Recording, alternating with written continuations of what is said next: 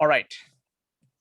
Welcome everybody to 52 Living Ideas. I am delighted to have Mark Stahlberg and Adam Pugen here. We are kicking off our study of the new book that the Center for the Study of Digital Life has just put out. It's called The Ecology of Inner Senses. All right, so we're beginning today, is the first of this meetup. So let me start by welcoming Mark and Adam. Welcome. Good to be here. Hi. So I'm going to start by asking Mark the question. So Mark, your center has spent 4.5 years producing this particular book, Ecology of the Inner Senses. So why this book? Thank you, Shrikant. I've just turned off my video because I have some bandwidth issues. So I'll go back to my smirking face when I'm not speaking, but you'll just see my name when I am talking. I first, of course, want to very much thank Shrikant for taking on this task. He is exactly correct. This is a much more complicated situation than, let's say, your typical graduate level seminar. I also want to thank Adam for joining us. There are two Adams, in fact, here, Adam Pugen and Adam Bartley. I saw that Peter Berkman from the center has also joined. Bill Frezza is Vice President of Development at the center.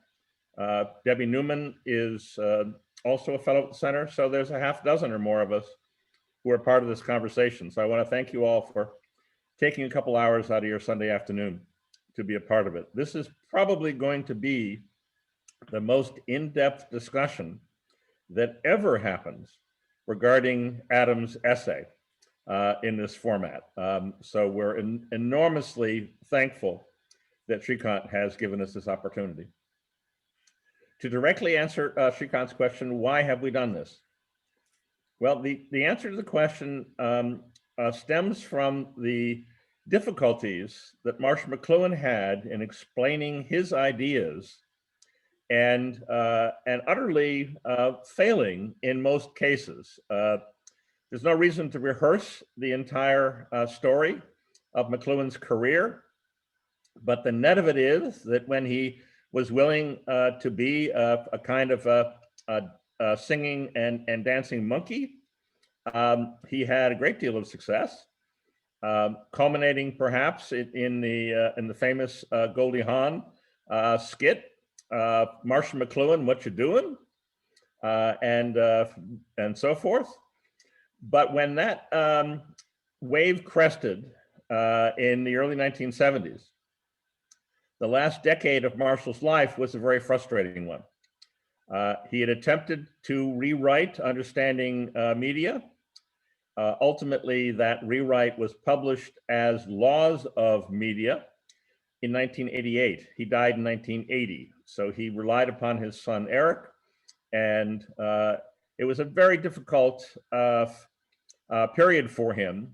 And he more or less disappeared from most people's radar until Wired magazine, in particular Kevin Kelly, resurrected the Marshall Mcluhan he remembered from the Whole Earth catalog, of all things, and made him the patron saint of Wired magazine. So there was a revival of Mcluhan, starting with Wired magazine and through the 90s. But throughout that entire process, including multiple academic conferences, including hundreds of people presenting papers, the underlying fundamental message that Mcluhan was trying to get to us about the balance of our senses was never adequately explored. So when we started the center in 2015, Mcluhan was going to be at the center of everything that we were talking about.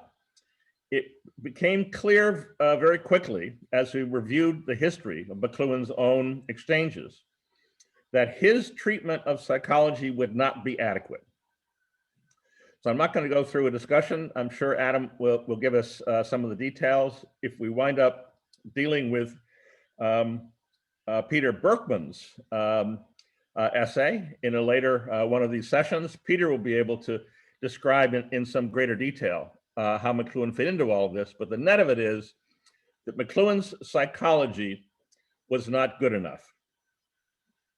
That forced us to go into a historical examination of where this all came from, and that has led us to today. So the answer to your question, Shrikant, is if you're going to use Mcluhan, you're going to have to use faculty psychology, because the senses that matter are not the external senses, but the internal senses. Wonderful. It's beautifully put.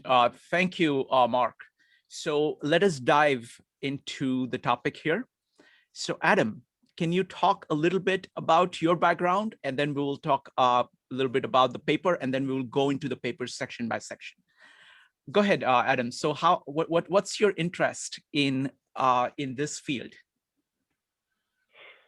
My interest, it's quite a long and personal story. I probably shouldn't get too much into the personal details, but I mean, I guess like in a way, you could say I do have a history in terms of exploring the ideas of, I mean, not just Mcluhan, that almost comes later, but particularly like Jordan Peterson's ideas and also John Vervaeke's. And so it's interesting because I guess I approached my PhD in a way that was kind of definitely strange in terms of how my committee and other people were seeing it from the outside, in that I was actually almost doing what I'm characterizing these, online intellectual communities as doing, like intellectual dark web, rebel wisdom, all these people, in the sense of actually trying to find personal meaning out of it. And so I kind of just did my PhD because of that. I wanted to keep learning. And so the frameworks I was using at the beginning, I would say it was more what I'm critiquing in the essay right now in relation to Jungian depth psychology and dynamical systems theory, actually. And so it's interesting. So I kind of do, in terms of Vervaeke's notion of participatory knowledge, I feel I definitely have a lot of participatory knowledge in terms of what Jungianism and dynamical systems theory can lead to, which I felt is kind of a dead end. And so that's what I was trying to deal with in this essay. And yeah, Mark and then the Center for the Study of Digital Life kind of, helped kind of point me in that direction relating to Mcluhan, because the other thing is that Mcluhan is very easily, and then I guess is what Mark was hinting at, is Mcluhan is very easily misinterpreted. And particularly, it's very easy to interpret Mcluhan as maybe a Jungian and as a dynamical systems thinker. And so I've worked with professors that are attempting to characterize Mcluhan in that light. And so, yeah, I mean, there is a journey on my part in, I guess, evolving my understanding and understanding Mcluhan based more on this tradition of faculty psychology. And yeah, I mean, that's basically what has led me to this essay and also what my dissertation was based on. So yeah, I guess that's putting giving some context. Sure. So now let's dive into this essay. Now, several of us have been reading the essay, but not all of us here would have read the essay, and definitely not all the people who are watching this on YouTube would have read the essay. So let's start by, I'm going to ask you to give a quick overview of the essay, and then we're going to go through it section by section. So if you wanted to give overview of the essay, go ahead, Mark. Mark, feel free to jump in anytime. Yeah, no, I'm not going to do that. That's why I'm going to just start with one idea here. Sure. But I do not intend, unless you cue me, to speak. Adam can speak very forcefully, obviously, on his own behalf here. So I don't need to be kibitzing, so to speak. But I do want to leave everybody here with one idea to write down on your pad to think about as we go through this. And in particular, I will recommend, if you haven't done this, just read the last paragraph of Adam's essay. And you'll see some very interesting terminology there that might not be common. And so here's the thought I would like you to keep as we go through this session today. We have lost track of the meaning of form. In particular, we have substituted called information, which actually does not exist. It's a total fabrication, for form. And that substitution puts us at an enormous disadvantage if we're trying to understand human beings. By substituting information for form, we lose an understanding of formal causality, which is at the heart of everything Mcluhan does. But even more significantly, we lose the human soul, which is the form of the human organism. So in Aristotelian ontology, that is to say that the theory of being, there are two critical components that must be combined, matter and form. The typical term for this is hieromorphism. We have lost, by shifting to a materialistic world, we have completely lost form as the critical component, which makes everything into what it is. And in particular, human beings are made into humans because they have a specific form, which would probably normally be referred to as a rational soul. But however you wish to describe it, I just want you to leave you with this understanding that we have abandoned an enormous amount of knowledge. We have not improved. We have, in fact, degraded ourselves.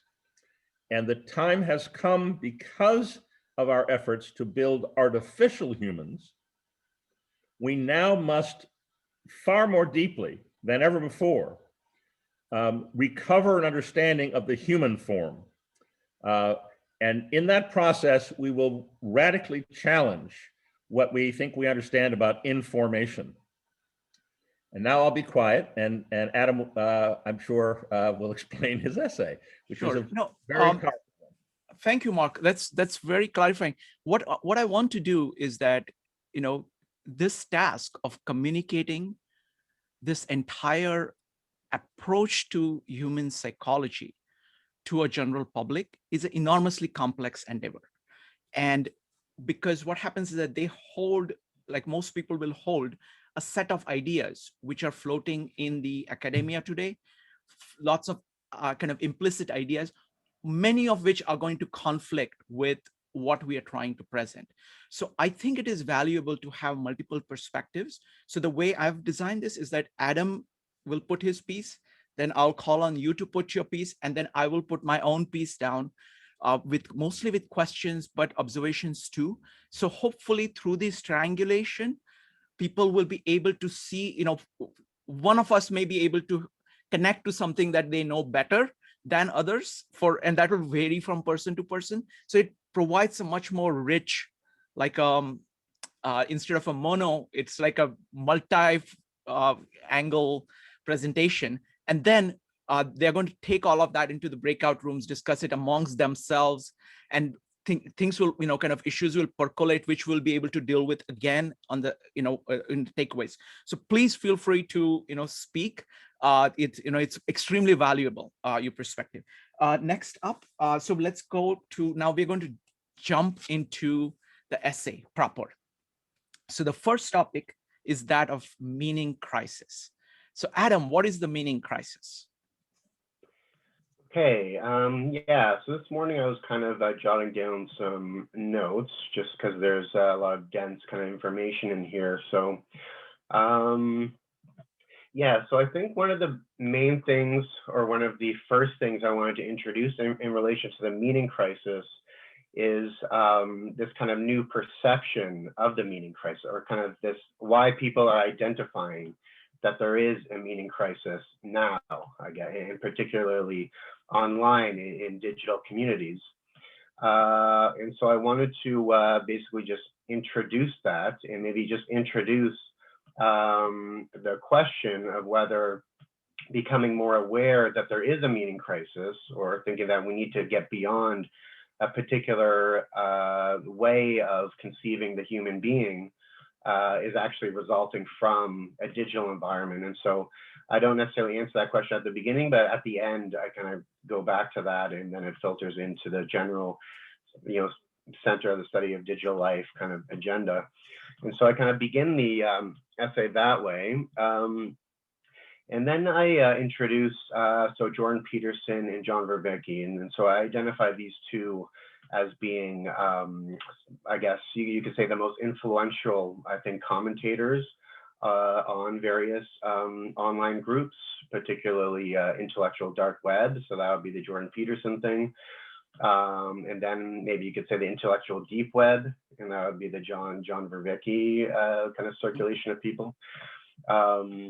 And I think that distinction is important because I try to characterize them both as, I guess, falling into the same, I guess, perception or conception of the human person, but in opposite ways. And so I characterize Peterson as having more of a subjectivist approach, and Vervaeke as having a more objectivist approach. And so I get into that more in the second section. But I just introduce a little bit of how they're trying to address the meaning crisis in this first section, and also what they think it is.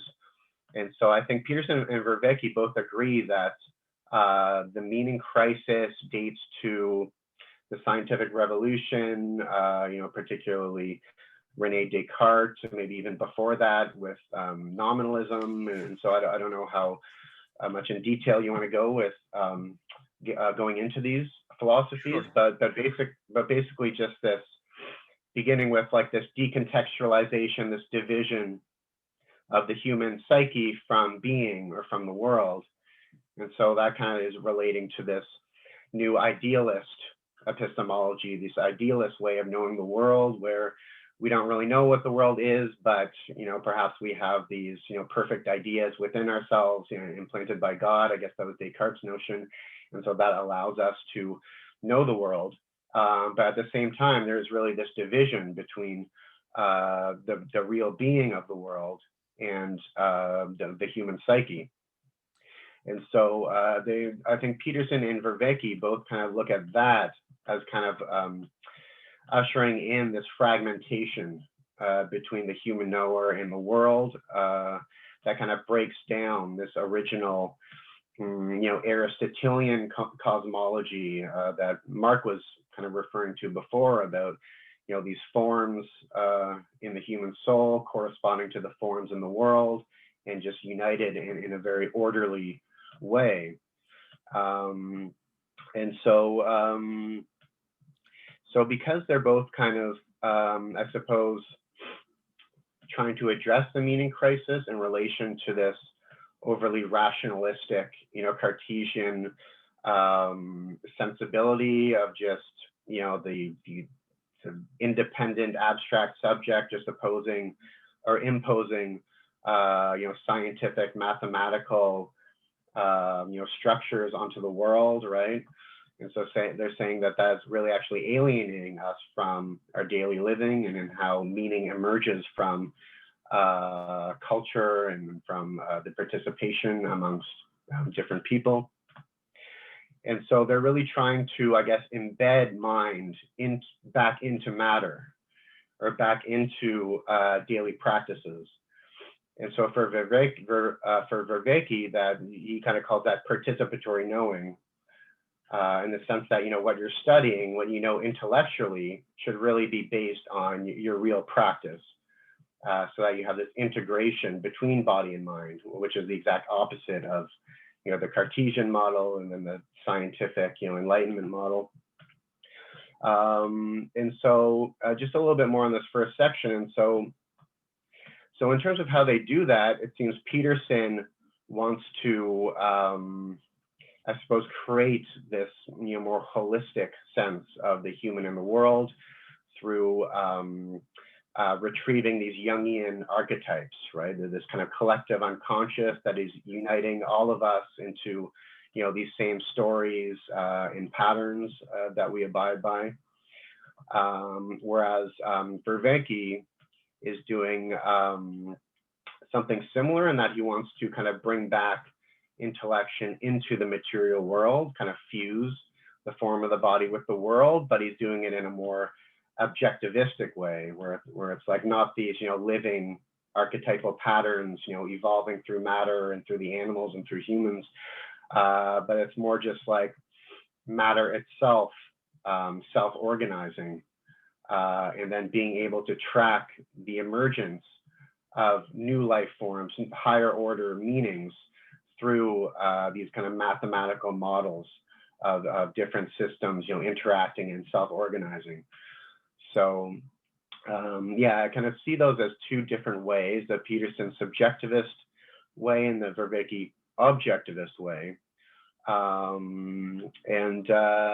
Yeah, so I guess that's what I kind of introduce in this section. And then I just suggest that both of those models are kind of continuing the meaning crisis that they aim to remedy. And then I try to explain that more in the next section. Wonderful. That's wonderfully summarized. Thank you.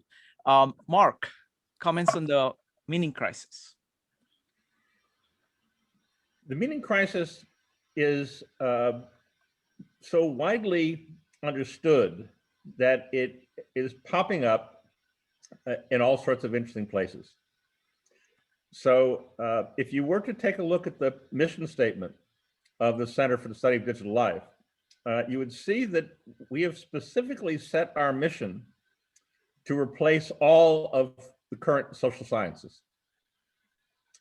Now, you might look at my non-face on the screen here, and the scruffy people from the center, and Bill Frezza has figured out how to put the key faces behind him.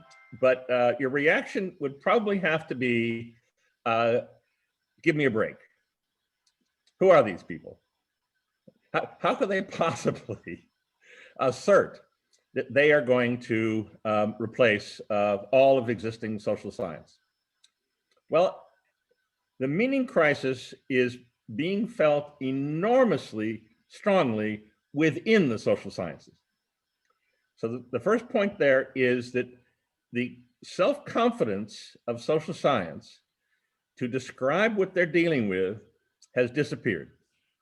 It's just completely been wiped out. So we're living in this very odd time period in which the participants in the knowledge, as Adam has just put it, have failed, and they know it.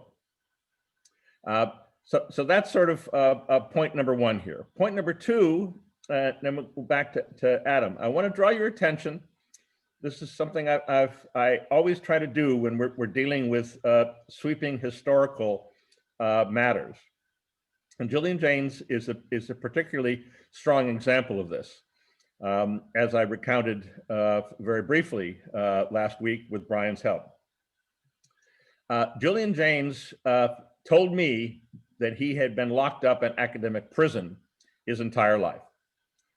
That every single thing that he said was being monitored, that every time he tried to move away from answering other people's questions and arguments, he was reeled back in. And so the dynamics of thinking about these things is enormously important. And the text I want to draw your attention to is Leo Strauss's 1952, Persecution and the Art of Writing. The fact of the matter is that Descartes was a stark raving mystic.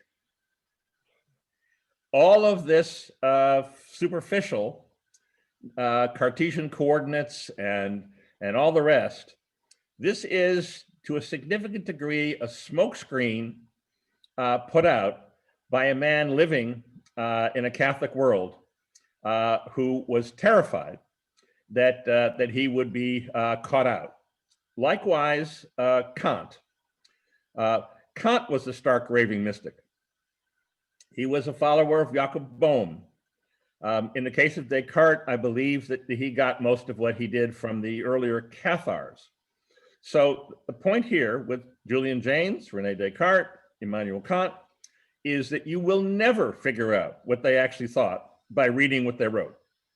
Impossible. They were quite deliberate in their publishing of materials to recognize that the audience is all that mattered, and they were not going to allow themselves, to use today's parlance, to be canceled. So a significant part of what we're dealing with here is a Western corpus, particularly the great books sort of corpus, which is false and knowingly false on the part of the authors. These are not honest people telling you what they really thought. We have now come to the point, however, I hope, that honest people can get together in venues like this and not worry about losing their jobs, not worry about being excommunicated, not worry about being shot or stabbed. And this is really, I think, the beauty of what Shrikant has put together here. Throughout all of this, the meaning crisis is in some sense a subconscious recognition that the ground has disappeared. We don't know where to stand. We can't stand on Descartes anymore. Nobody wants to do that. We can't stand on Kant, and on and on and on. We can't stand on any of these characters. So where are we going to stand? And what we're trying to do here, I think, is to explore, in a case of human psyche, the ground that we need to recover. Thank you, Mark. I want to ask about a question, because what we try to do is that in these meetups, we always try to do syntopical reading, where we try to see patterns. So the meaning crisis that we're talking about, kind of beginning mostly with print, really. There is a similar meaning crisis that Brian and I talked about, that Julian Jaynes talks of at, I think around 1200 BC. So what do you think are the parallels between that meaning crisis, where people are crying, saying, my God has forsaken me. The goddess that walked with me doesn't walk with me anymore. What is the parallel between that meaning crisis and this meaning crisis?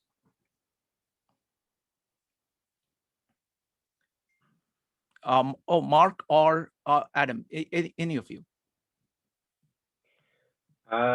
Yeah, no, I mean, I don't know if I've thought about, so what you said kind of just reminds me, actually, I don't know if you've read the John Vervaeke book, I think it's called Zombies in Western Culture, but he actually does reference that same moment, which was interesting because he seems to think that this new form of nominalism in the medieval scholastic period, of kind of not trusting that there are universal forms, universal essences in the world, right? And our ideas don't necessarily reflect that, which leads, to this, modern meaning crisis. He kind of ties that to the medieval plague, actually. And so in terms of what you were saying, of, God has forsaken me, he's actually saying that there is this skepticism that results from that period. So that's like I guess one way to view it. I'm not sure how convincing that is myself, but I do know that there's obviously a resurgence in Mcluhan's terms of, say, dialectic, and so the retrieval of Aristotle's works, and then the I guess strengthening of the logical method in Aquinas and in his teachers, and in other scholastics than Scotus, is something that happens in the 1200s and later, and in a way you could say that does obsolesce the previous more mystical, maybe more kind of paradigm based more on Augustine and Platonism, which was kind of guiding the church before that time. So I think you could see definitely a, I don't know, I guess a gap there between those two periods. But I mean, I think I and in the center would argue that the advent of more logical thinking in that period is not so intense that it actually breaks down the other elements of the psyche engaged with like rhetoric and grammar and symbolism and all that. And so I think both we and Mcluhan kind of see that as almost the real renaissance of Western learning. And then with print technology, that's what really takes dialectic and logic and this notion that we just need to understand the world with complete certainty through mathematics. Like it just takes that to an extreme that obsolesces the previous more symbolic, holistic understanding of the world. Thank you, Adam. Mark, would you like to add anything?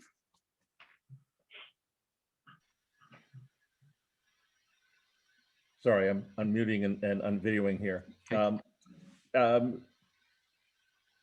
The current meaning crisis, I think it's fair, as we've noted, that it has a long history, but that's not the way people have been treating it. It's only recently that people have been describing it that way. So as much as we can talk about how the meaning crisis began with this particular figure or this particular technology, the reality, I think, is that our recognition, our ability to verbalize this crisis is a relatively new one. Most of us, I would suspect, went about our lives. We went to school, we studied the topics we're interested in.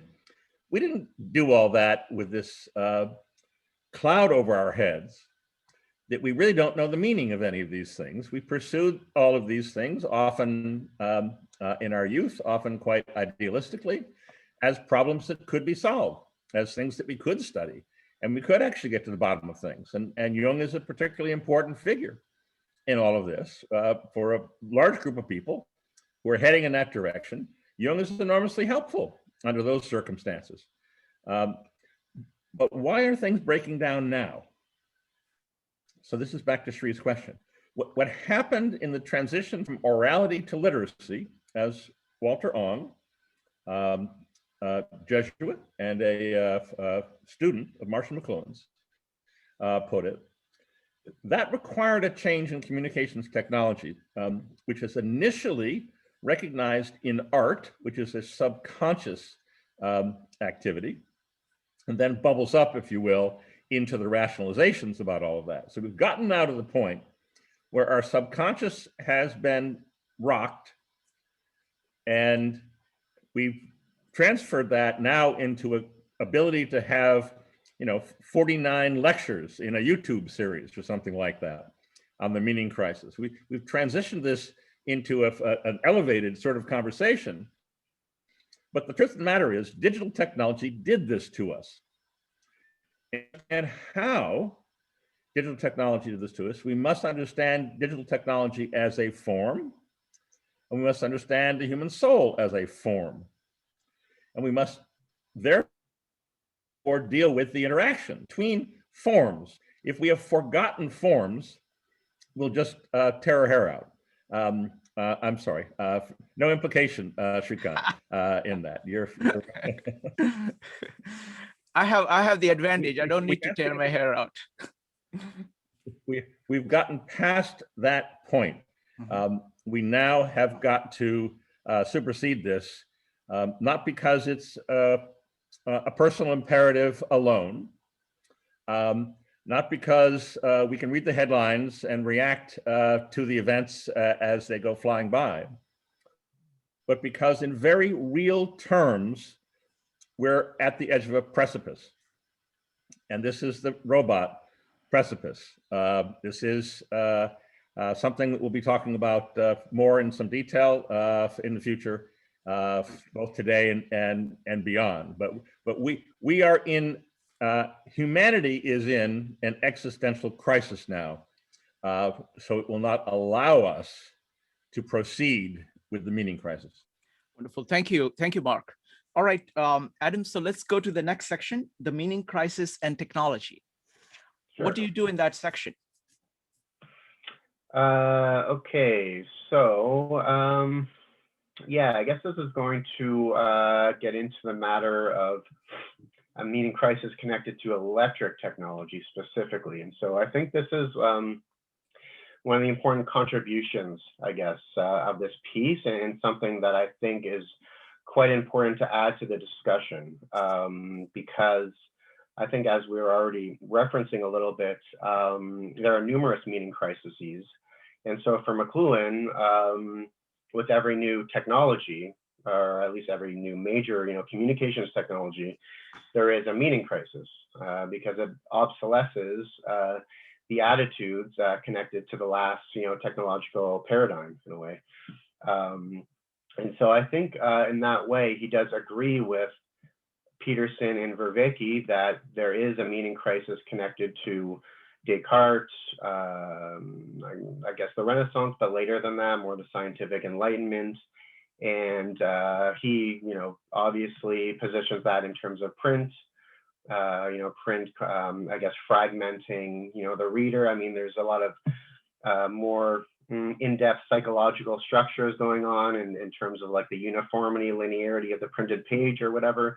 But the general sense is that print for Mcluhan greatly intensified private identity and logical thinking to the extent that, the Cartesian worldview began to take over.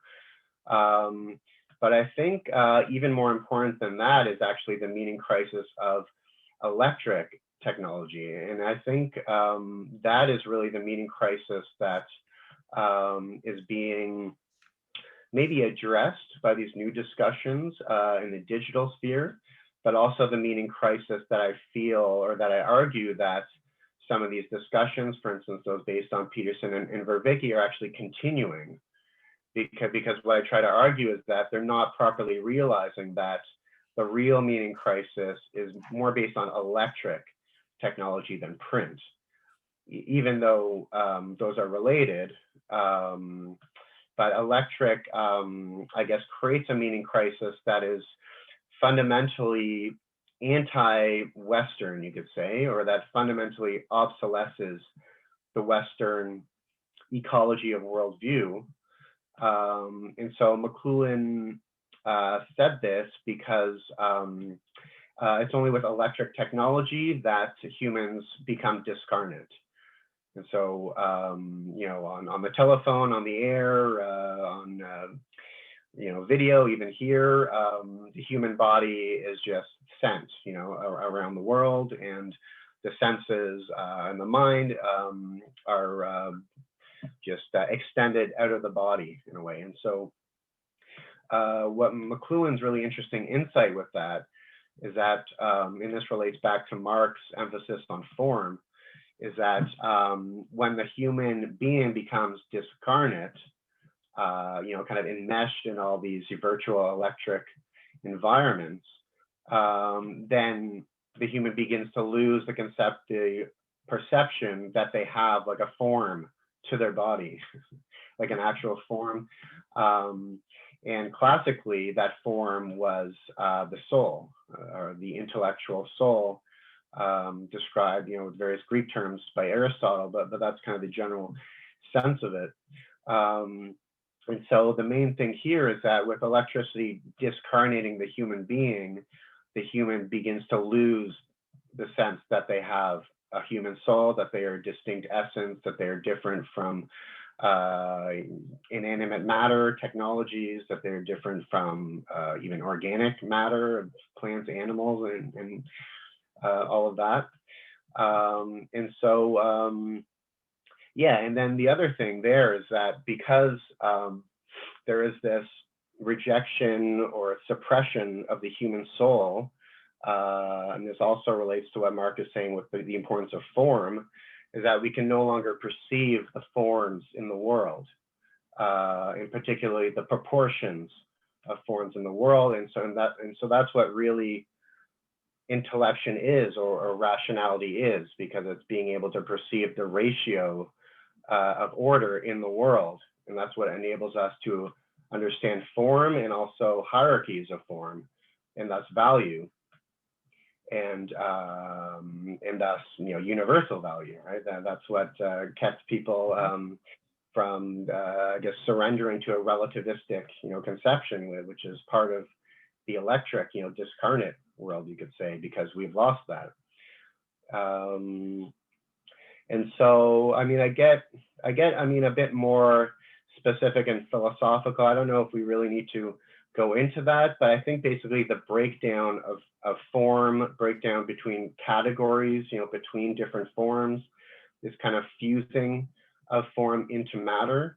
And so maybe something to bring up that Mark introduced, the hieromorphic theory of Aristotle.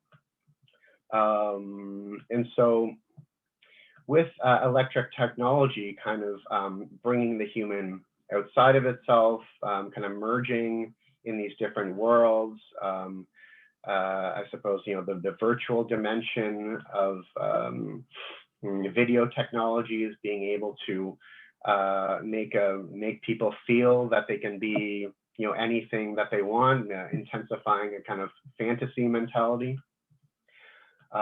You can say that that is almost this collapse of form into matter, in the sense that, and this is kind of hearkening back to Aristotle's understanding of matter, rather than the modern understanding of matter, just in the sense that for Aristotle, matter was pretty much what enabled a form or a being to change into different forms. So it had the potentiality for a particular being to change into an unlimited collection of form, but it was only the distinct form of a being which was able to limit that matter, right, and generate a real, being, a real form that has a distinct nature, that has a distinct purpose. And so what I try to say here is that with this electric discarnation, form is kind of collapsing into matter. And so the human being begins to see itself as this ever-changing process of materiality, able to imagine, fantasize ourselves as any form that we want to be, right? And so this is just kind of deepening this sense of how the conception of form is breaking down because of electric technology. And let me see if there's any other main points here. Yeah, I don't know if I'm taking a bit too long here, but should I keep going? No, I think you're fine. Go ahead.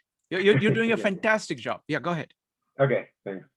And so, yeah, so then I'm kind of connecting this to Jordan Peterson and Vervaeke, because I'm saying that they are grounding their thinking less on form and more on materiality, because the formal categories or structures by which we apprehend the world become fused. And so the human being is no longer a distinct essence.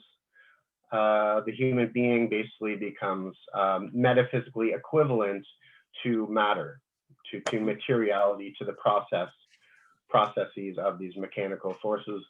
And so getting back to kind of the different ways Peterson and Vervaeke approach this, you could say it's different sides of the same coin.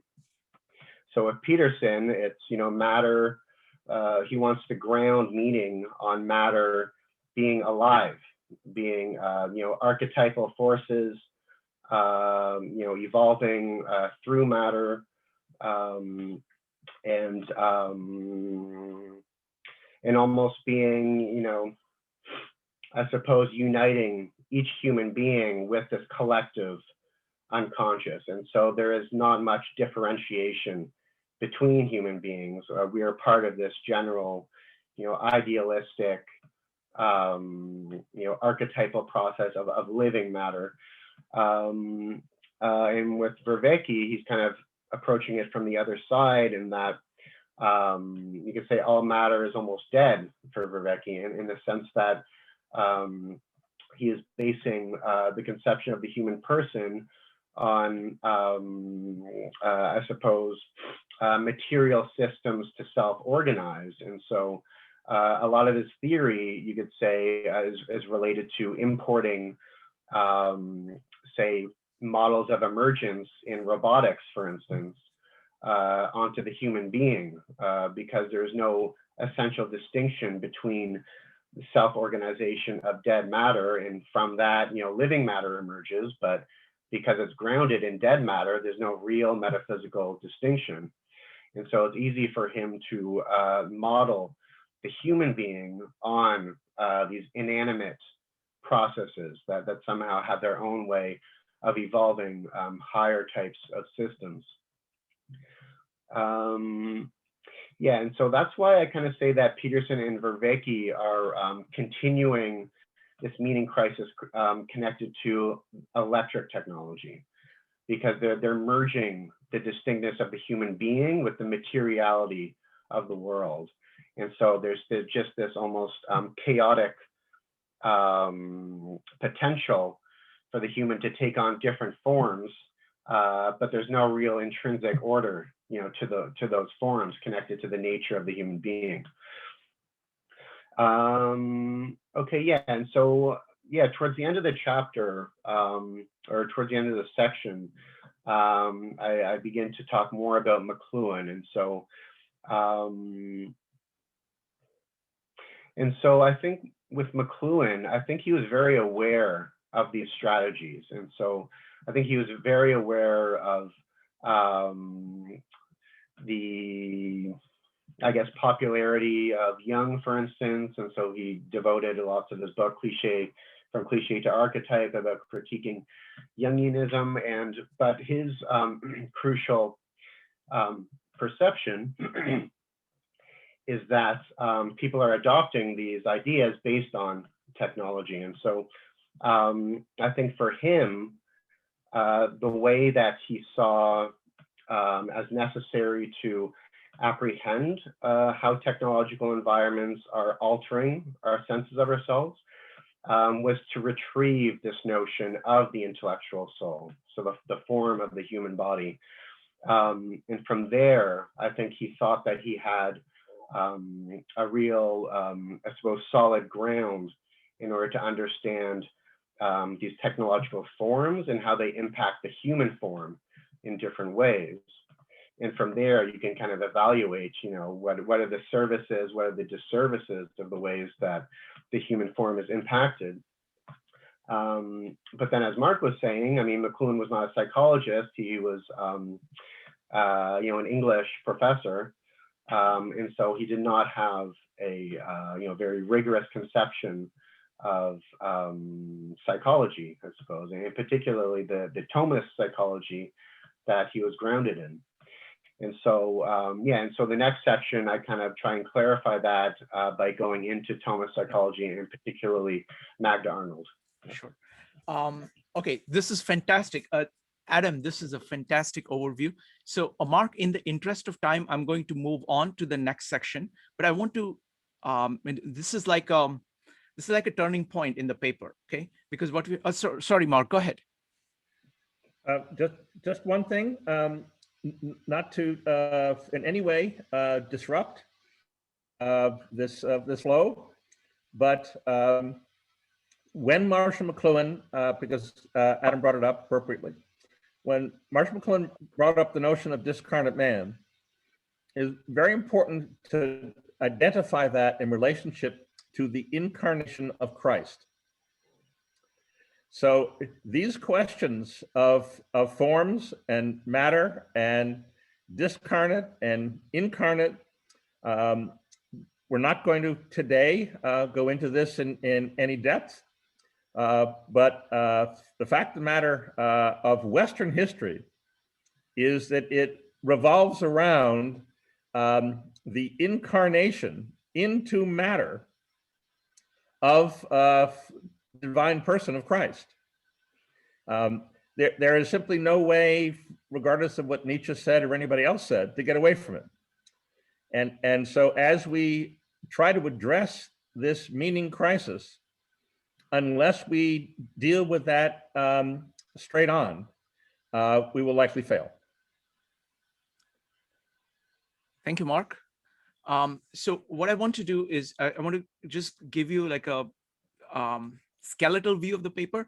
This entire thing so far, we've talked about the problem. Okay.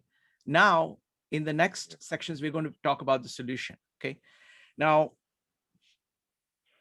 I know, we've everybody who is in the audience here, we've talked a lot about psychology. Okay.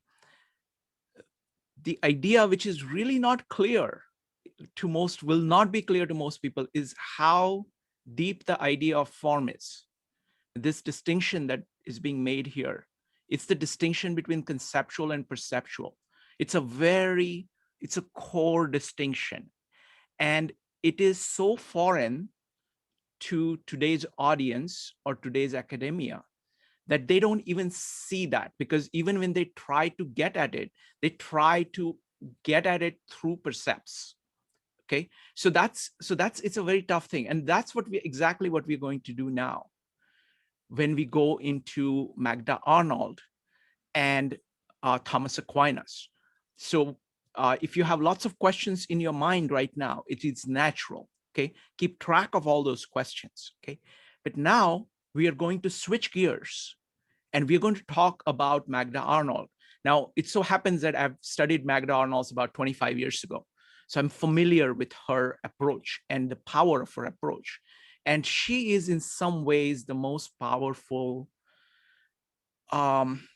psychologist who is able to understand the core of the Aristotelian and the Aquinas approach and speak of it in the modern context. So that's what we're going to do next. So now just keep all the notes that you have aside, okay? And now try to see what Magda Arnold is saying about human faculties, okay? Keep all the questions aside. You can come back to it later on if you think that's the right thing to do. But now try to grasp what Magda Arnold is saying. All right, Adam, so let's talk about the next section. Sure. Okay. Yeah, so Magda Arnold, she doesn't start off Catholic or a Thomistic psychologist. I think she's more into Jung, actually. But she meets Jesuit priest John A. Gasson, and he teaches her about Thomism, and then together they begin to critique the 19th and 20th century, modern psychology, which is getting into a much more materialistic conception of the human person. And so Arnold is, in this first book they write together, she's using the term physical naturalism to describe this new paradigm of psychology. And it's kind of what I was saying before with the effects of electric discarnation, and that physical naturalism is describing the human being as equivalent to evolving material forces. And so the goal of therapy is really just to help each human in this, process of adaptation to their environment, which in the human case is a kind of, civil, social environment. And in this way, the human gains psychic health. But Arnold's critique here is that this paradigm is really only based off of Aristotle's efficient cause and material cause. And so again, we're the two other causes is formal cause and final cause. So efficient cause, are kind of just a sequence of agents being able to put a being in a certain state. And so there you can see the connection to evolution. Material cause, what a particular being is made of materially. And so kind of the Darwinian evolution captures, both of those causes. But really we need formal and final cause, Arnold says, to understand the uniqueness of the human person. So yeah, she uses, I guess she kind of accommodates herself a little bit to the modern world here in using almost a phenomenological approach, but I think really what she's doing is just trying to, I guess, look at human experience without the biases of these kind of mechanistic and materialistic prejudices. And so what she sees is that human experience is characterized by freedom, responsibility, and purpose. And she basically says that is fundamentally distinct from other matter and even other, ensouled matter, like plants and animals, even animals. It is fundamentally distinct from being an animal. And so really to get to that freedom, responsibility, and purpose, you need to start thinking about Aristotle's formal cause. And so, we've been talking about that quite a bit, but also final cause. And so what is the ultimate purpose of the human being? Because these are essential to our own experience of existence and our experience of meaning. And so, yeah, so then I kind of just go into Arnold's own critique of the dynamical systems view, the Jungian view. We probably don't need to continue with that. And then just introducing that really in order to, I guess, take into account the formal and final causes of the human being, Arnold goes to Thomistic psychology, and then particularly the cogitative sense. And this is what informs her theory of the human personality and the emotions.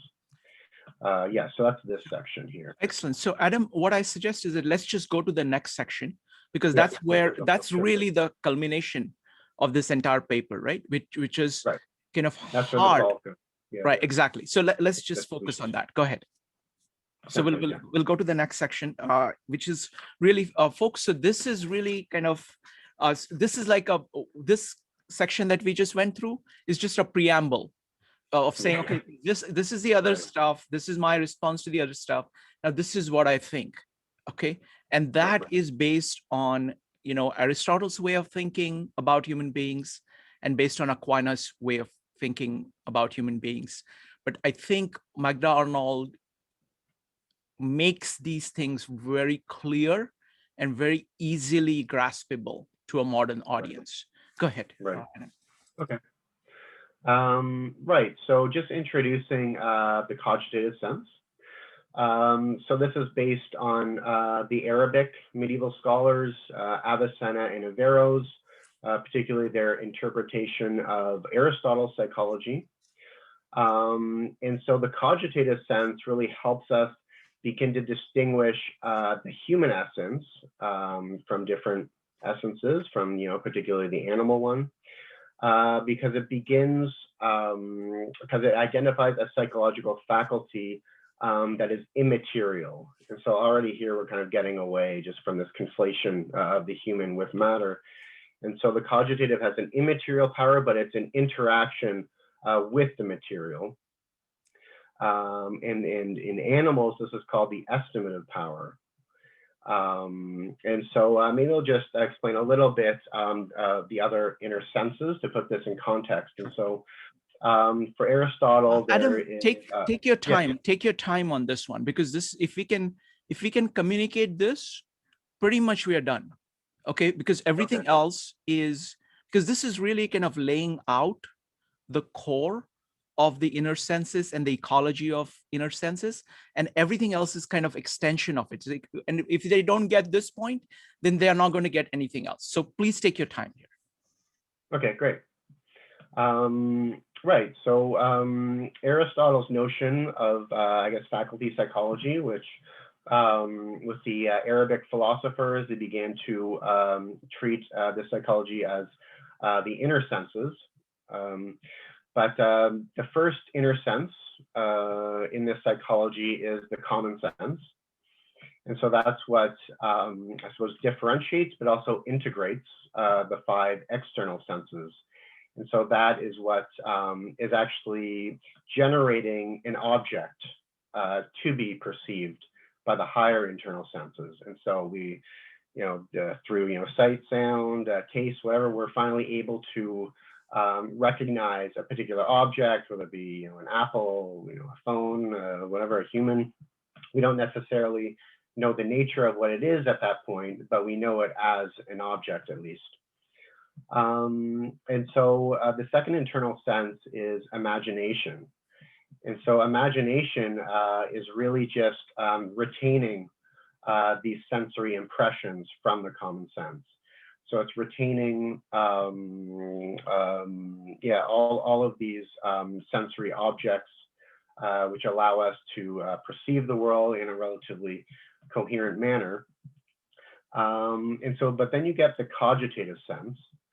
And so, as I was saying, what's particularly important about the cogitative sense, it's also called estimative in animals, is that it is not constrained to matter, to sensation. And so what the common sense say gives to the imagination. Sorry about that, go ahead. Yeah. So what the common sense gives to the imagination is completely material. It's just based on physical qualities, and there's no meaning there. So the animal or the human cannot actually make an evaluation based on that. So starting with the animal, then the next internal sense is the estimative. And so with the estimative, there's actually an inborn faculty of discrimination in terms of, what object is beneficial to the organism, what object is harmful, and what object is indifferent to the animal, for instance. And this is important because you can't really get that, or the argument at least among the scholastics is that you can't make that evaluation based on the external senses, because they're not giving you any kind of, judgment, value judgment about whether an object is good or bad for you.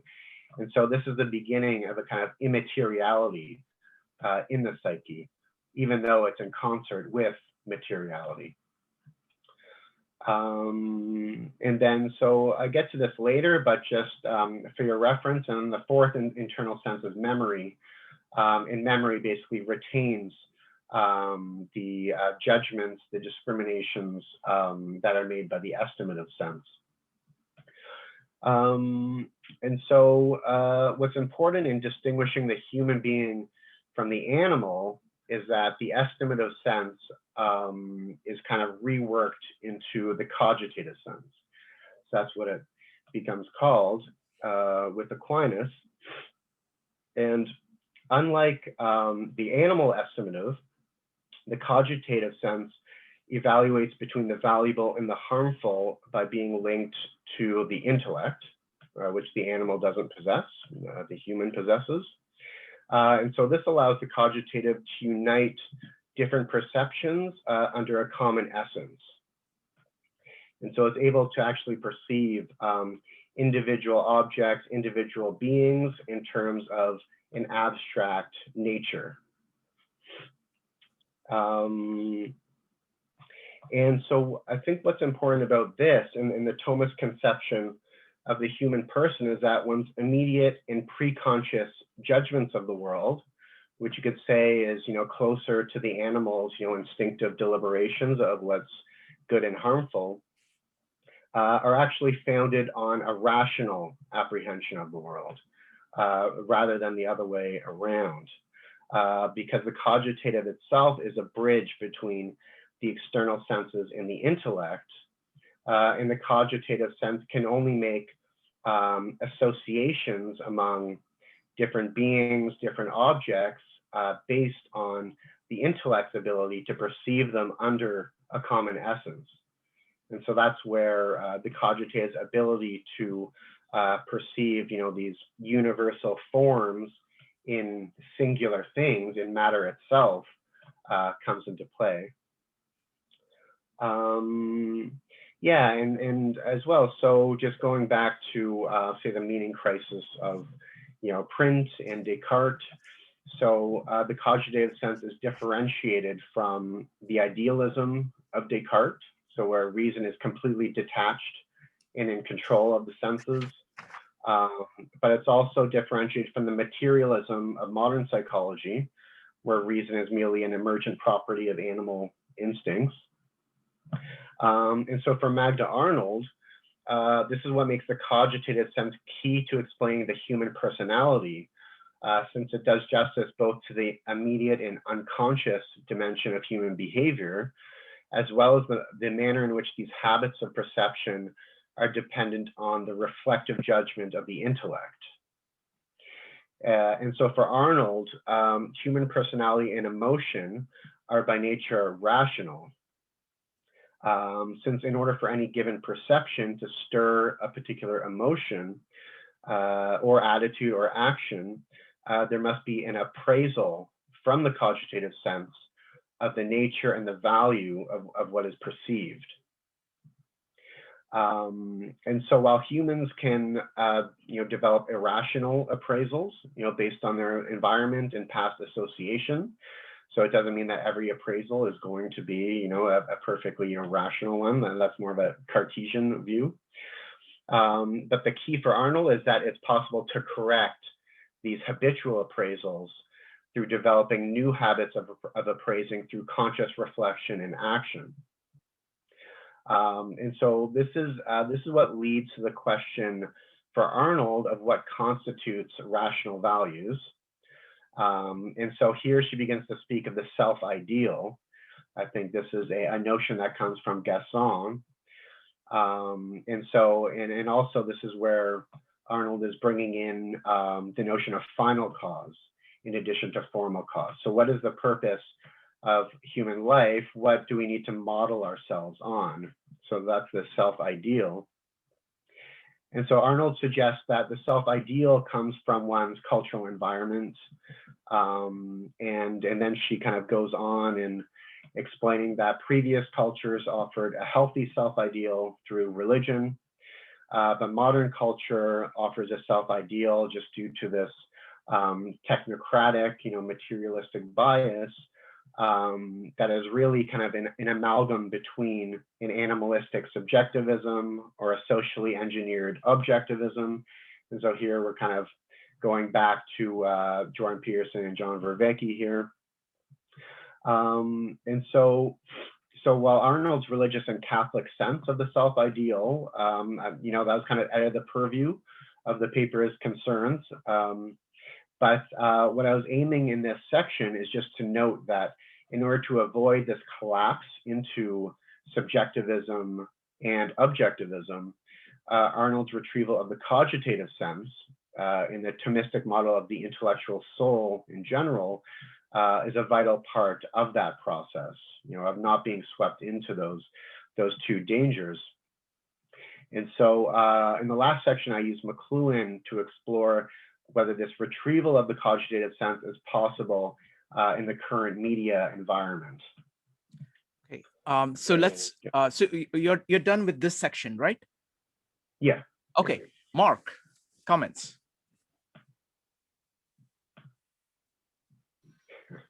Thank you again. I just first of all want to throw a few words at you because Adam's been using particular terms and they may not exactly be the ones that you're used to using. The dynamical systems that Adam's talking about probably are more typically called complex adaptive systems. So that may be a term you're familiar with. And final cause probably is more commonly thought of in terms of teleology or telos. But in many cases here, those are just some examples of how many people have used different words to try to come at the same basic sort of problem. The word paradigm is one of those words that gets thrown around, and sometimes that's because the underlying meaning is deliberately being disguised with a new term. As I've suggested, information is a deliberate disguising, just as evolution and emergence are deliberate disguisings of previous understandings. But I want to just draw your attention very briefly to a book. I will put my video back on and show you the title.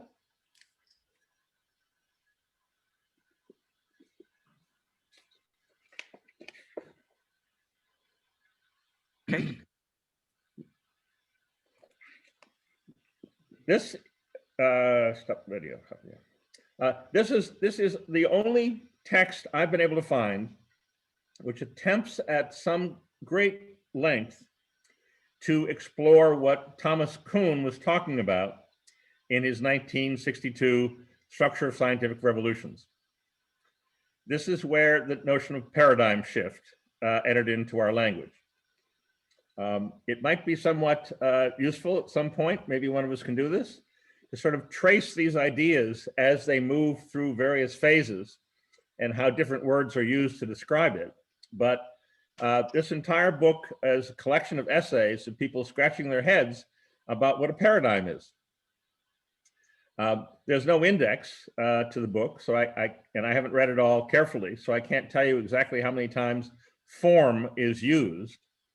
But I will strongly suspect to you that with the exception of a few authors, they have a really difficult time understanding what paradigm actually means because they've lost form in the process. And in fact, Thomas Kuhn ran into the same sort of problem himself. I happen to have been friends with a famous physicist, Freeman Dyson, and fortunately he died earlier in 2020. Had a lunch with him and Peter Berkman, who I think is in this call, in late 19.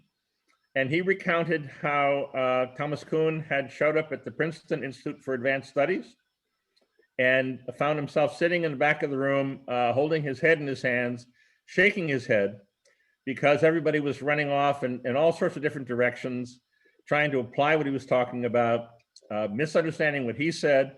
But the problem here is a fundamental one. These are not problems that have been completely ignored or swept under the rug, but rather ones that have been reframed. And the reframing happens in terms of the paradigms in which we live. There's an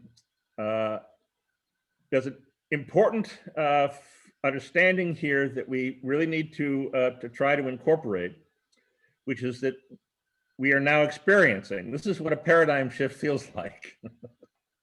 So this transition from one environment to another is a shifting of forms at a very basic level. And that's the reason why we're having these conversations. I'm quite sure these would simply not have happened 20 years ago. I know a bit about Shrikant's own personal history as he's come to do this. And as you all know, this really just began 5 years ago. And so this is the period of this intense recognition that we are now living in some very strange times. As it turns out, the purported proverb, "May you live in interesting times," is not a Chinese proverb. It is a very Western proverb, and we are living in very strange times. Well, thank you, Mark. So let me go ahead and summarize Magda Arnold as I understand her, and how she offers a solution to this problem. I mean, more importantly, just I want to talk about the census. So there is, what Thomas Aquinas would call common sense, which is like the summation of all the senses. It's like the perceptual result of combination of senses. So it's like the perceptual base. So it's like you're taking in material from your senses. So that's one thing. Then there is imagination. Imagination is basically fueled by this. And you are also doing kind of new combinations based on the sensory data. So both these two senses are connected with the sensory data, okay? Now the cogitative sense is the most interesting sense, because what it is doing is that it is taking in, it is looking at similarities, differences, it is organizing the data, putting it together. So it is a conceptual sense. It is your rational faculty of correcting your products of imagination, intuition. It is taking all of that in. It's taking in your perceptions, and it is manipulating them. It is trying to conceptualize them. It is trying to organize them.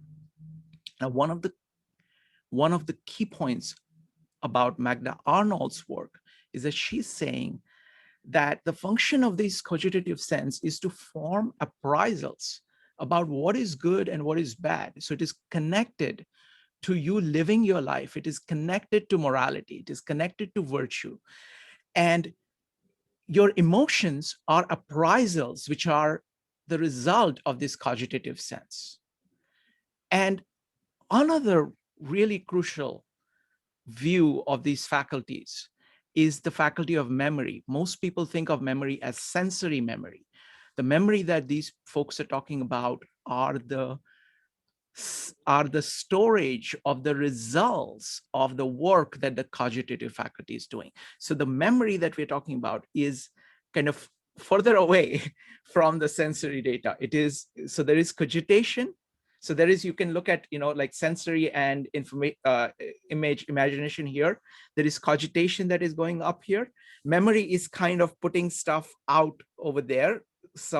And then the cogitative sense is, resulting in appraisals, which are driving emotions and actions. So that's my summary of McDonald.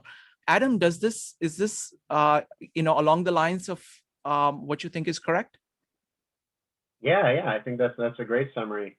And I think the importance of that is that it humanizes the psychology of the emotions. And I think that's what Magda Arnold was really rebelling against with, say, Darwinian, I think even William James and Dewey in their conception of the emotions, and that they didn't really posit this gap between perception and emotion. With Arnold, the gap is the appraisal. How do I appraise this situation? And then the emotion comes. Let me interrupt just for a second. I want to connect it again. We do all this syntopical work because folks here attend many, many, many meetups. So I worked with Brian on the meetups on Julian Jaynes, right? There we were talking about mental space, right? We're talking about mental space. When you do not have mental space, what you have is stimulus response. Stimulus just producing response. Exactly. It is going directly producing response. The heart of consciousness, according to Julian Jaynes, is this conscious interiority, which is inserted between stimulus and response. You're taking in the stimulus, you're comparing it to the memories that you have. You are playing out different patterns of what would happen if I did this, what would happen if I did that, and your response is based on that. So it is insertion of this mental. So the cogitative sense of Aquinas or Magda Arnold is the same thing as conscious interiority. It is analogous to the conscious interiority that Julian Jaynes is talking about. And that is the heart of being human, because that is what really distinguishes us from anything else. So the other views of emotions are mostly reactions, which are unaffected. They are not going through this appraisal mechanism. So that is the distinction that is being made here in faculty psychology. So in that sense, Julian Jaynes is in the line here of this faculty psychology. Does this make sense, Adam? Yeah, for sure. And no, and in the sense of Mcluhan, I mean, he would bring in, alphabetic technology in the sense of, the Hebrew Bible and the Greeks. And he would say that that was essential for creating this conscious interiority and for creating this new, value system connected to monotheistic religion and a more individual sense of ethics and things like that. And so okay. I think that's essential. Excellent. So let's go to the last section. Go ahead. Sure.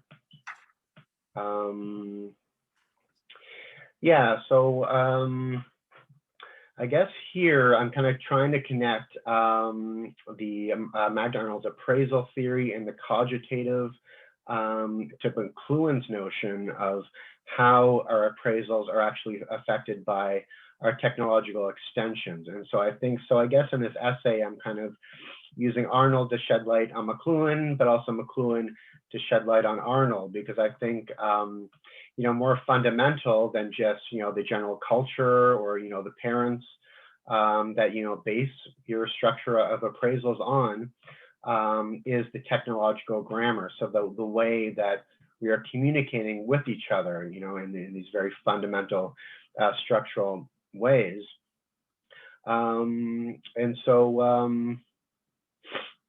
So I mean, just to get into it more specifically in terms of Mcluhan and technology, and so technologies as extensions of the self can be seen as a more specific way of addressing how Arnold's notion of the self-ideal is formed. And so by extending certain human faculties, technologies alter the sense ratios of the human being, and thus the human's rational habits of appraising. And so this relates back to the beginning of the article where I talk about the electric discarnate experience and how that alters the human being's sense of oneself in the world, because it alters their ability to make these appraisals. And so, but now I'm able to make this more specific and also related to the digital world in terms of how that relates to the inner senses. And so the conclusion of the article reiterates, the Center for the Study of Digital Life's, main message by invoking memory. And so we talked about this a little bit. This is the fourth internal sense in the Thomist system, and it has the function of retaining the judgments or the appraisals of the cogitative sense. And so this is in distinction to imagination, which not only retains the impressions of the external senses, but can also freely rearrange these impressions free from their real, structure and being. And so the key distinction I want to make here in terms of, whether we are stuck in this meaning crisis or whether the new digital paradigm can help us, get out of this meaning crisis, is this distinction of what electric technology and digital technology extend. And so if we say electric technology extends the imagination just through, producing and retaining, video and audio signals, there are no real cogitative judgments happening in electric, non-digital technology. And so you could say it extends, the common sense and also the imagination, which retains the objects of the common sense, but also through the discarnate experience of electric technology, it's also extending the ability of the imagination to just freely, rearrange, recombine all these sense impressions, right? Not really going through cogitative judgment, not really, fastened onto a temporal and spatial structure in the world. And so it's very easy to, get lost in that fantasy discarnate state where we lose sense of ourselves as a distinct entity, distinct from matter. And so, so this is in distinction to digital though, because you could say digital actually extends the cogitative and memory, since computers store, algorithmic decision patterns in memory. And so these, decisions, these categorical, logical judgments can be seen to be equivalent to, what the cogitative is doing in terms of appraising, sensory experience, but it's also remembering all of those judgments perfectly. And so that's why I conclude by saying that digital technology may be reorienting our sense ratios in favor of the cogitative sense. And because of this, we may be experiencing a revived notion of the distinctness of the importance of the human soul and the importance of the cogitative sense, the distinctness of the human being from matter, the human being from robots, from the computer, okay? Because what it's doing is really bringing into the forefront this cogitative activity of making appraisals. Yeah, and so that's where I end the essay. Wonderful. Mark, comments?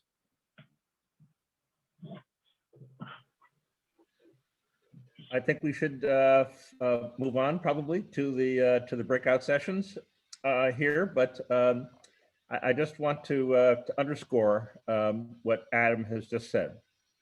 And we mentioned it last week so that we have this in mind when we break out. Human beings go through various stages in their development, and the critical stage that we're talking about here is what Piaget called the concrete operational phase. Another name for that, so one thing I've said today is that we have different names that sometimes talking about different things, but they may or may they may be trying to really describe the same thing more or less accurately. School. The world in which we're living. Breaking up for me. And as a result,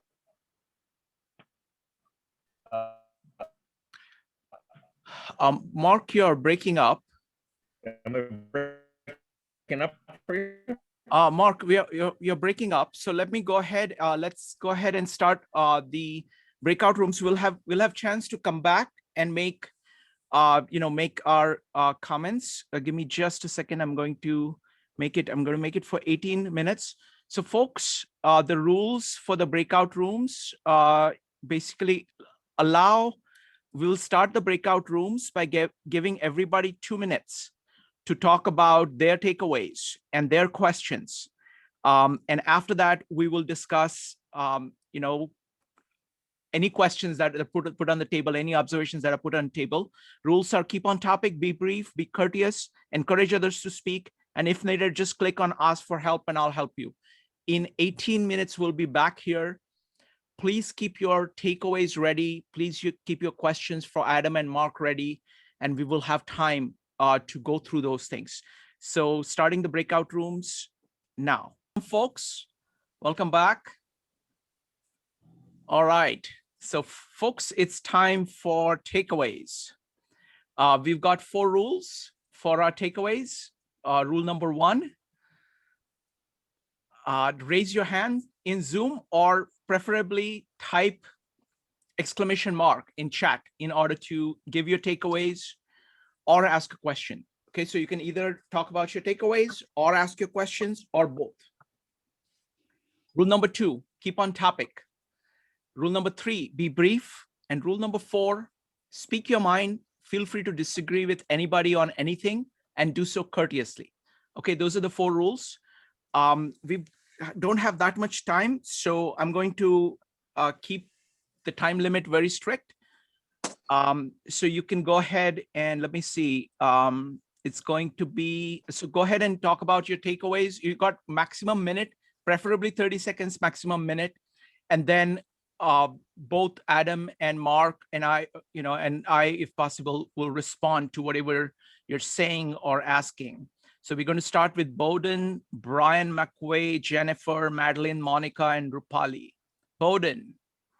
Yeah, the meaning crisis is basically mythological, and Jordan Peterson's myths have to be revitalized and revised for the modern world. And we need a collective story.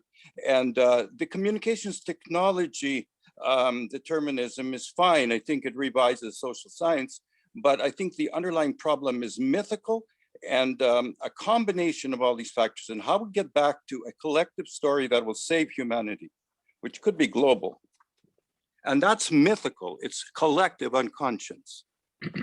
Thank you. Would Mark or Adam, if you want to respond to it, you can go ahead and just unmute yourself and respond. Go ahead. If you don't want to respond, that's fine. A lot of that was breaking up for me, actually. But I heard about the importance of myth. Other than that, I didn't quite hear. Okay, let's keep going. There is a lot of people, so we can respond to whatever we can respond to. And folks, we are doing this as a series, so we'll be taking the next chapter up next. So, you know, these are the themes that run through this entire book. So we'll keep revisiting it in many, many different forms. Next up is going to be Brian McVeigh. Brian.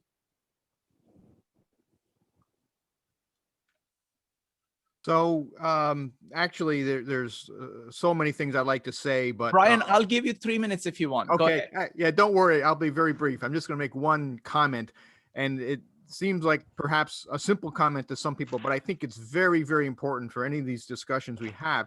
And it's the term that was used in that book, inner senses. And the reason why I'm stressing this is because that's what we have to do. We have to use terms like that. I mean, my language is a little bit different. Julian Jane's language is a little bit different. But in any case, the reason why that's important to talk about inner senses is to make that distinction between inner senses and the sensate world, or inner senses and perception, because there's a lot of confusion in these discussions about what's going on, because people don't make these distinctions. But in any case, like I said, I think it's a simple point, but I think it's vital to understand. Thank you. Thank you. Okay, if any of you want to respond, Adam and Mark, you're welcome to do that. Otherwise, we'll go to the next one. Let me see who's next. It's going to be Jennifer, Madeline, and Monica next. Jennifer. So I've been toying around with a lot of these ideas at some sort of level over the last like 20 years. Bill told me I had a brilliant takeaway, so I'm just going to say what Bill told me to say. So in Greek culture, you had the pedagogue, which was the slave that leads the child to school. And I kind of envision religion as having that function in what had been society, modern society, but is now completely different. So, I mean, I think religion somehow leads us to this sense of universal morality, which is one of my professors in college studied universal morality in New Ireland and among other primitive tribes. But so that idea of religion is something that brings humanity along to a higher level of understanding. Where are we in that process? Because I feel like we're arriving at a point where we desperately need some sort of codified moral, ethical structure that encompasses our global perspective. Adam or Mark? We at the center are trying to engage this as best we can in both the West and the East. In the West, a lot of that activity is going on with the Vatican, which is now moving in some very interesting directions. And in the East, it is actually intersecting with various levels. You can't get away from it. Communist Party of China. But in particular, there are people at Peking University who are now in the process of putting together what they call ecological civilization. So there is, and this is at the highest level, this is now being organized for the next party Congress. So Jennifer, I think the answer to your question is that there's a whole lot of people worldwide who agree with you and are trying to sort out how to move forward with this, and we're doing our best to engage with them. Wonderful. Next up is going to be Madeline, Monica, Rupali, Mike, Kevin, Stefan, and Catherine. Madeline, go ahead. Okay, so we are disengaged from our bodies, which are the seats and creators of our souls. I'm not familiar with Peterson and Vervecke, but I am familiar with Jung and emergent systems. So I would say that both of these people are trying to re-embed us in the world by presenting us as part of patterns.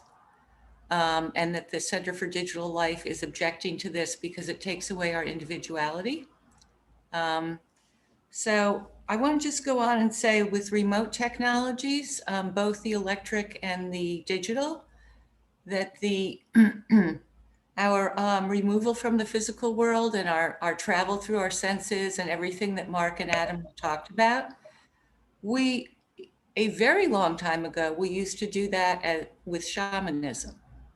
We used to leave our bodies. We used to go out and do things. We used to project our senses. I see Marcus shaking his head. Whether you think it was real or not, it was an experience that felt real to people. I'm not recommending that we all go back to it completely out of context, but I'm just saying that this existed before, and we're now even more alienated from it and kind of angry about it because it doesn't work the right way with the remote technologies. Okay, Mark. Madeline, my head shaking was just to note that the shaman was an isolated individual in a larger tribal context. The entire tribe never engaged in shamanism in all of human history. In fact, the only time in which human being and shamans overwhelmingly were using psychedelic drugs. The only time in human history where everyone in a society was required to take psychedelic drugs was Athens, Greece. It's never happened any other place. Shamanism is a very isolated in various tribal circumstances. Never did it involve the entire population. Next up is going to be Monica, Rupali, and Mike. Monica. Okay, thanks for the opportunity. And I would like to ask Mark, when he says that we are losing or we lost the form, in which sense? And I would like to raise 3 examples to see if we have to be very brief. So go ahead and ask the question. Brief. Yeah. Okay, not the examples? No? No examples. You can just ask a question or maybe one example. All right, one example, when someone is playing video game, racing the video game, so they don't have the cards to take care of the car and put gas, these things, just racing on the video game. So you lose everything more concrete, more 3-dimensional, and we focus on the game. Is this a way of losing form when you don't have your concrete car to take care of and to manage, and only you are virtually dealing with this? Okay, that's my question. That's my example. Wonderful, thank you. Mark, go ahead. Yeah, the answer is yes. And in fact, a great deal of our lives have been taken over by versions of video games. The impeachment of Donald Trump was a video game. QAnon is a video game. There's an enormous amount that happens in the headlines, which is trying to drag us into nonsense, gaming sort of behaviors, where, as you know, in a video game, you get to die over and over again.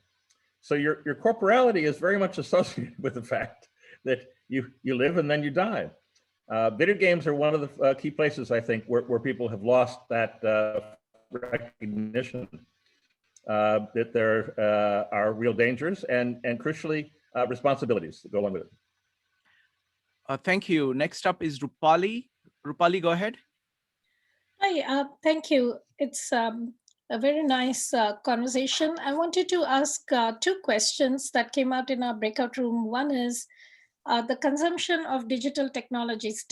Does it vary from the Western parts of the world to the Eastern parts of the world? And how does it vary? What are the impacts of that variation in the way people consume digital technology? So that's the first question. And the second, I was just interested in Mark's background in theology and also in digital technology. And coming from India, the traditions, the culture, the theological principles are underlying with everything. So my question is, do those paths converge or do they diverge? And I've found sometimes they converge for me and sometimes they diverge for me. So I wanted to hear your thoughts. Thank you. The direct answer is yes. There are enormous differences in each of these spheres, as we would call them. Of the spheres which we most talk about, East, West, and digital, the underlying patterns of, I think it'd be very important, following up on your question, to describe those in some detail. but they are certainly different. But I'm particularly struck as you've posed your second question here about the role that Indian culture will likely play in how this all ultimately works itself out. As Mcluhan said, and Adam has repeated, the action is always in the gap. And India is in the gap, and theologically, and my suspicion is that India is going to play a surprisingly important role in how we sort all these things out for just the reasons you cited. Thank you. Next up is going to be Mike, Kevin, Stefan, and Catherine. Mike, quick question. Quick question. The continuing what we said in the breakout room, Mark was by chance in the breakout room with me. The importance of this thing is not just making a better society. I think we're at a focal point, like the decline and fall of the Roman Empire, the decline of the collapse of the Bronze Age. It's interesting how thoroughly you've analyzed people in this paper and in the rest of the book. But I'm used to a systems approach, a society of systems. We're a society of systems and laws more than a society of people. The people can be represented as a global transfer function, but what is needed is an objective function as our system of objective functions of where we want to lead society, and then we can play that, come up with the fixes to the system and the laws to make that work. And I just wonder if focusing on individual people, which you've done amazingly thoroughly, or even focusing on the internet is probably, those are tools in accomplishing the objective function. I'd like to hear your, and maybe it's in your book. I just need to read it more thoroughly, and I'd benefit from your wisdom even now. Thank you. Mike, I think your sense that we're on the edge is correct.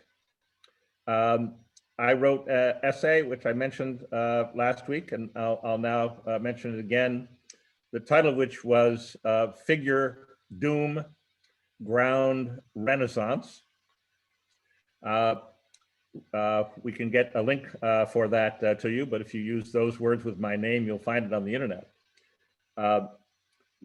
We are at a juncture here that really underscores what Oswald Spengler said in his Decline of the West 100 years ago. Other people have suggested that the West will break that pattern identified by Spengler, and that it will somehow reassert itself. Carol Quigley is a particularly important figure in all of that, but I just want to emphasize, and Adam probably has a little more to say about this, we're running out of time, is that Mcluhan in the 70s, so I remember I told you that Mcluhan had a brief period of fame, and then as usual, we learned that fame is not kind, as it was not to him. He wound up with a phrase in the last decade of his life, used repeatedly in various books and essays: break down as breakthrough. We have described a good deal in the meaning crisis about the breakdown.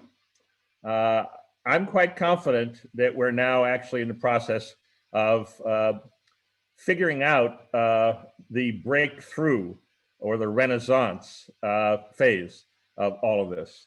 And I don't think that many of us at the center would be doing this if we didn't believe that. Thank you. Next up is going to be Kevin, Stefan, Catherine, Maritza, and Judith. Kevin. Yes, thank you. Folks, everybody keep your questions or comments short so we can get to as many as possible. And Mark, may I request you to turn off your video so your audio is better? It is breaking up right now. Thank you. Kevin, go ahead. Yeah, in terms of the soul, we need to live in accordance with nature, close to nature. We need a diversity. I would say the indigenous people advanced to the soul in the are human beings. They try to stick with, but they face a challenge in terms of their voice and their land and lifestyle. So my question is, can we live both soul and digital-based world for everyone? Thank you. Okay, does Mark or Adam want to respond? No. Okay, let me go to the next one. Stefan, Catherine, Maritza, and Judith. Stefan.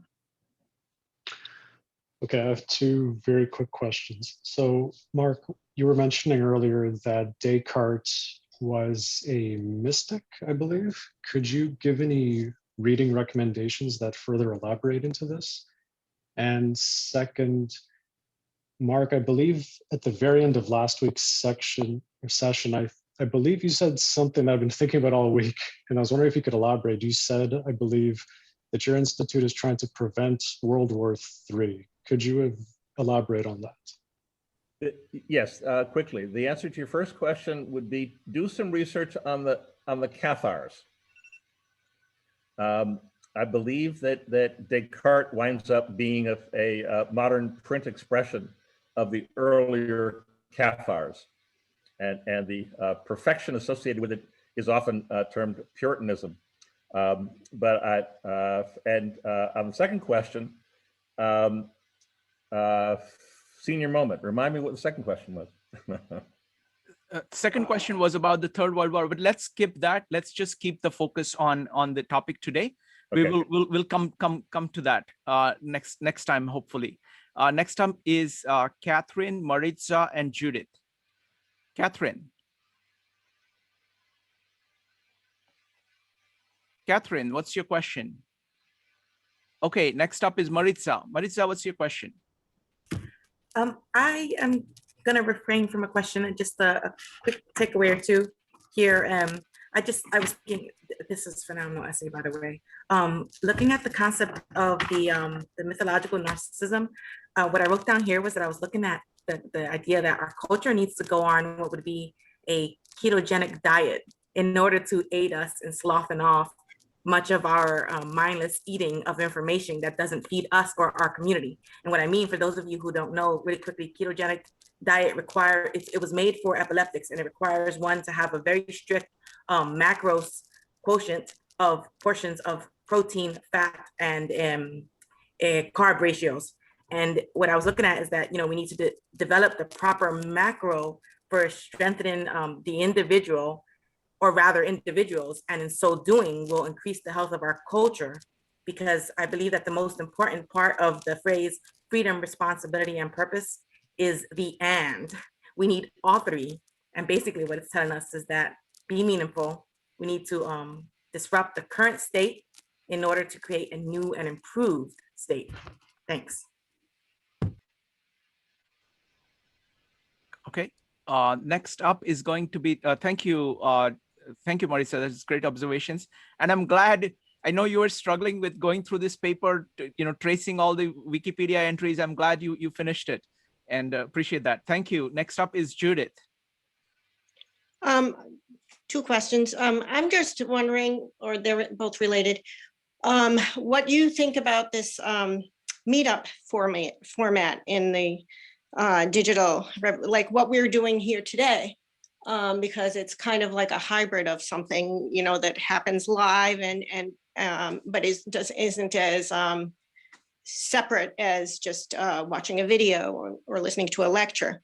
So it's engaging. And a follow up on that is seems like it really draws in a lot of ideas and people and perspectives. And I'm just thinking, like, What if we somehow had moving forward this within our government somehow, so that our elected officials locally and our senators had to have a meetup with like Shrikant as the moderator, and they would have breakout rooms where they could discuss, but they couldn't like talk forever when they come on. And it would be published so we could see what our people are thinking, you know, the people we elect. And wouldn't that, and I'm not even joking here, like, wouldn't that make it more, wouldn't that make us have better access to what our representatives really do think and feel on many levels? And it wouldn't have to just be about, you know, topics that they're voting on. It could be like topics like this. In the 1990s, I organized 2 salons, as I've described to Shrikant. The first was called the Cyber Salon. The second was called the Nonlinear Circle. We got 30 to 40 people together once a month in my living room. This feels like a substitute for that, but recognizing that Shrikant, when he could, did this in person. And this, I'm quite sure this is going to go back to doing it in person. And if we actually got our politicians into a room like this, everybody would be embarrassed. And it would just further convince us why we really want nothing to do with that electoral system. Wonderful. All right. I'm sorry, I've actually got an appointment at 2:30. Sure. We're I'm going to drop off here now. Adam is better than me in a lot of answering these questions. So I look forward very much to seeing you. We're wrapping up the meeting. We're wrapping up the meeting, Mark. Thank you very much. So very much. Thank you. Thank you. Adam, any last words before we wrap up? No, I mean, I don't think so. I'm just pleased to have the opportunity to talk about the essay. I'm glad that everybody was engaging with it. It's a lot more than I was expecting. So wonderful. Peter Borkman, are you there? I am here. Hello. Wonderful, wonderful. So Peter, we are discussing your essay next. Okay, excellent. Can you give a quick preview of it? So we'll be doing this next week. Do you think you'll be able to join us next week? Absolutely, sure. Okay, that will be a great honor. So what can you tell, maybe about 2 minutes? In 2 minutes, can you give people a preview about the essay? Yes, of course. So my essay is called The Mcluhans and the Inner Senses, talking, of course, about Marshall Mcluhan and his son, Eric, who Mark had mentioned earlier. It's available at the same URL as Adam's essay, which is on the Digital Life Center for the Study of Digital Life website. The journal is called Dia Noeticon, and I think mine is the 3rd essay immediately following Adam's. I'll be linking to it in the meetup. As soon as I announce it, I'll be announcing it later today, and I'll be putting a link to it. Yes. Excellent. So in summary, I would say my essay is about studies I've undertaken for the past 5 years, which focuses on framing the work of Marshall Mcluhan, who famously said, "The medium is the message," framing him in a longer tradition of really medieval Thomism, the same sort of Thomism that Magda Arnold writes about. And it's, I frame this just as Mark said, where we might say that Mcluhan's attempt to deal with media and psychology, the psychology was perhaps a bit deficient. My essay goes into detail about why it was deficient, how it was deficient, and how today it could be made whole by a recognition of these sort of principles where it came from. So Mcluhan is very rigorous still, despite not being, maybe technically proficient, but he's very rigorous about studying the changes that the human psyche undergoes under different technological circumstances. And there is a whole wealth of stuff to study from there that I think we are to use the word again, in the middle of a renaissance. And I'm very, very happy to go into great detail about this essay, and even more excited to hear what people have to say about it. Yeah, it's been a few years in the making, and it's sort of how I first met Mark, totally independently. I was studying Mcluhan on my own, and saw that Mark was one of very few people online who seemed to really actually get this sort of deeper level of what he was trying to do.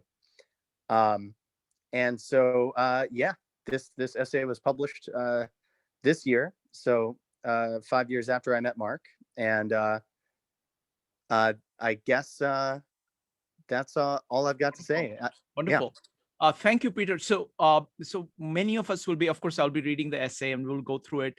We'll use the same kind of format. You were there throughout. I think this format worked very well. Adam did a fantastic job of presenting stuff, kind of doing kind of summaries. What happens is that many of the people are reading the essay, but not all of everybody finishes the essay or everybody is reading the essay. And the way we have designed it so that it should be accessible to anybody who has not read it. At the same time, it should be accessible, what we are doing, what we are saying. I want it to be accessible to anybody who is watching the YouTube videos. So, excellent. All right. So thank you very much, Peter. Thank you very much, Adam. We'll see you next time. Bye. Folks, thank you.